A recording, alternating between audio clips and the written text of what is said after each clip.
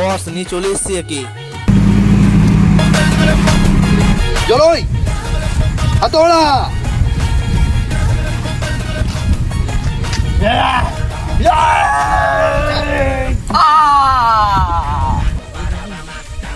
क्या खोद दीजिए देखे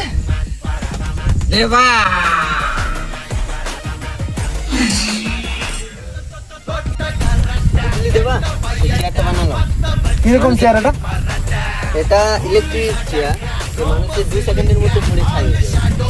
এটা ভাবছি মানুষের কল্যাণের জন্য সরকারকে দিয়ে দেবো। বাবা এই সাহায্য করতে বুঝলি দয়াল, আমরা তো এত এত এত খুন করছি, তো পুলিশে তো সন্ধান পেয়ে যাবে। লাশগুলো পোড়ানোর জন্য আমরা একটা এমন জিনিসের দরকার যাতে পুলিশে কোনো না। বস, আমি একটা সায়েন্টিস্টের নাম জানি, তার নাম রাজশেখর।